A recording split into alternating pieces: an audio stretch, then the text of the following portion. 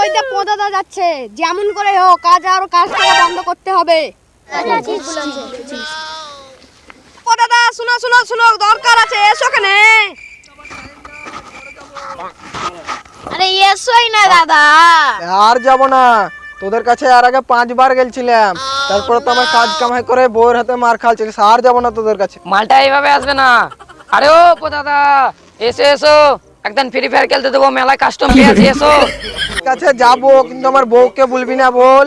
আরে না না, বলবো না। তুমি কি তোমার বউকে ভয় পাও? বলবো না, এসো। ছোড়াদিকে জানালে হবে না যে আমি আমার বউকে ভয় পাই, কারণ এই ছোড়াগুলা যা ইঁচড় পাকা, কেউ না শুধালেও তাদের কানে ফিস ফিস করে আমার মহাভারতটা খুলে দেবে। দাঁড়া দাঁড়া, গেছি।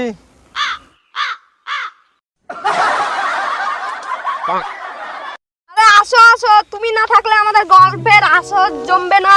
আগে ফ্রি ফায়ার খেলতে দিবি বল। খেলতে দিব। এ ফ্রি ফায়ার খেলতে দে। আরে দিচ্ছি দিচ্ছি, তোমার মতন আমরা তো ফতিয়া লয়, দিব বলে আছে তখন দিব। ওসব বুঝি না, একদম ফ্রি ফায়ার খেলতে দে, আমার আবার ধান কাটতে যেতে হবে। তুমি তোমাদের ধান কাটবে না, মুনিশ যাবা। আরে আমরা যাব মুনিশ, ওই 200 টাকার লেগে। এ কে রে?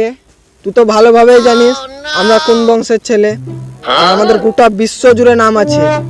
আমরা বউয়ের কাপড় কাচতে পারি, বাসন ধুতে পারি, কিন্তু মুনিশ কখনোই যাব না। এত সালে কার ধান করতে যাবে? আমার শ্বশুরের পিস্তত দাদার মামাই তো ভাইয়ের ধান কাটতে যাব।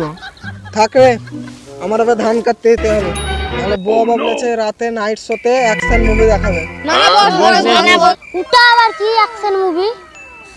ও তোরা বুঝবি না। আরে তুমি বুঝালেই বুঝবো। আমার পূর্বপুরুষ